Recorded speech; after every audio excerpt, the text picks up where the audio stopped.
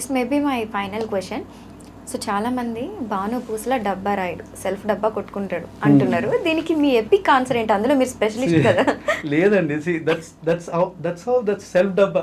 That's how I have to be right. ఎవడికో డబ్బులు ఇచ్చేది చేయలేం కదా. ఇప్పుడు మీరు ఉన్నారు, సపోజ్ సంబడి, మీరు కాదు, ఒక ఇన్ఫ్లుయెన్సర్ ఉన్నారు, ఒక 10,000 సబ్స్క్రైబర్స్ 20,000 సబ్స్క్రైబర్స్ ఉంటారు. Can you do a promotion for me అని అడిగితే ఏమంటారు? మీరు చెప్పండి మామూలుగా. పేమెంట్ అవుతుంది అంట. ఎగ్జాక్ట్లీ. పేమెంట్ ఇచ్చి ఎవడో మన డబ్బా కొట్టడం కన్నా మన డబ్బా మనం కొట్టుకోవడం బెటర్గా. ఓకే, ఎవడికో పేమెంట్ ఎందుకు వెళ్ళి. నాకేంటంటే దిస్ ఈజ్ ఆల్, నేను I give out of love. నన్ను చాలా మంది ఫర్నిచర్ అడుగుతారు. Till today that number of people ask me. నాకు నచ్చితే నేను ఇస్తాను, అట్లనే అందరికి ఇచ్చుకుంటూ వెళ్ళిపోలేను. నాకు నచ్చితే డెఫినెట్లీ ఐల్ గివ్ దెమ్. అది నాకు నచ్చాలి, నా హార్ట్కి అనిపించలేదు నచ్చాలని చెప్పేసి. కానీ వీడికి ఇస్తే నాకు ప్రమోషన్ అవుతుందా, వీడికి ఇస్తే నాకు బిజినెస్ పెరుగుతుందా అని ఎప్పుడు ఆలోచించాను. I always wanted to take care of my customer so well, and at the same time I always wanted to be in this society so goodly. అంటే అరే వీడు మంచోడు అనే పేరు నాకు తెచ్చుకోవడం చాలా ఇంపార్టెంట్. బికాజ్ నాకు ఆ ఇంప్రెషన్ ఎప్పుడు నా లైఫ్ టైం మొత్తం లేకుండా, and this days is coming. And నా ఇంప్రెషన్ నాకు that's very important to me. నాకు ఆ పేరు కాపాడుకోవాలి, the name what I have know in the society. మేము మా ఫంక్షన్స్కి వెళ్తే the lot of people respect me. And అప్పుడు నాకు అనిపిస్తుంది ఇది మనం సాధించినాం కదా అని. సో ఇప్పుడు నేను వెళ్ళిన I meet people every time talk with different topics. ఇప్పుడు రీసెంట్గా సపోజ్ మొన్నటి దాకా 1 రూపీస్ ఆఫర్ గురించి మాట్లాడారు, దాని తర్వాత వారణాసి గురించి మాట్లాడారు, అండ్ ఇప్పుడు వెళ్తే ఈ 10,000 రూపీస్ గురించి మాట్లాడతారు. So this is all every time I want give new topic to discuss. When I want to influence అని అన్నారు కదా, ఐ వాంట్ రియల్లీ ఇన్ఫ్లుయెన్స్. అరే నాలా చదవకపోతే you can also earn money. నాలా చదువు అనేది ఒక టార్గెట్ ఏం కాదు, చదువు అనేది ఒక ఏమంటారు ఒక స్టేజ్ ఏం కాదు. నా టాపర్ ఉంటుండే మా ఫ్రెండ్ ఒకడు, వాడు హీ ఈజ్ ఎర్నింగ్ 30,000-40,000 ఎవ్రీ. అంటే తప్పుగా అని అంటలేను, 30-40 తక్కువ అని అంటలేను, కానీ వాట్ ఐ వాజ్ అంటే చదువుతూనే ఈ అమౌంట్ వస్తుంది అని నాకు ట్రైన్ చేసి. Education is not everything. Exactly, I feel that education is not everything.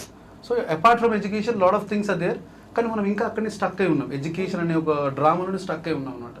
So నాకు దాన్ని రైట్ ఎగ్జాంపుల్, అరే వీడు బాగానే చేస్తుండు కదా, వీడు బాగానే సంపాదిస్తుండు, ఏం చదువుకోలేడు అంటే చదువుకున్నాను, బట్ అగైన్ అది అంతా లైక్ బట్టి.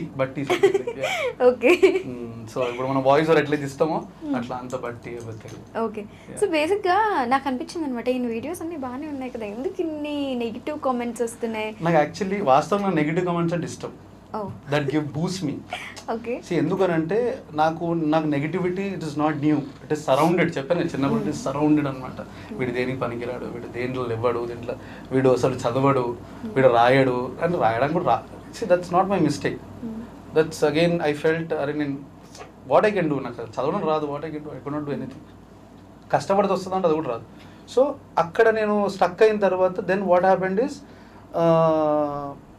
వీళ్ళు అడుగుతారు. ఇప్పుడు జనరల్గా మీరు అన్నారు కదా, ఇప్పుడు నెగిటివిటీ అనేది అది కమెంట్ చదవగానే ఐ బూస్టప్, అరే ఇంకా కష్టపడాలి. I wanted him to love me, and I wanted ఇప్పుడు ఫేక్ దాంట్లో ప్రొఫైల్ క్రియేట్ చేసి నాకు కమెంట్ చేస్తారు. మా అన్న వచ్చి అన్నాడు, అరే కొంతమంది తిరుగుతున్నారా, కమెంట్స్ డిలీట్ చేయి. నన్ను పోనీ నేను కమెంట్ డిలీట్ చేస్తే వాడిని బ్లాక్ చేస్తే వాడు ఇంకో ప్రొఫైల్ ఓపెన్ చేస్తాడు. So why should I do that? He have to feel ashamed when I'm working this much. నేను ఇంత కష్టపడుతుంటే వాడు నన్ను చూసి మేబీ వాడికి ఏ ఫీలింగ్ వస్తుందో నాకు తెలియదు.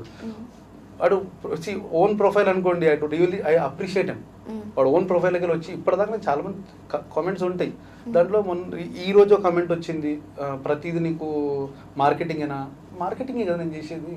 దట్స్ ఇప్పుడు నేను ఇప్పుడు ప్రతి ఒక్కడికి అంతే అండి. ఇప్పుడు everywhere you have to market your self.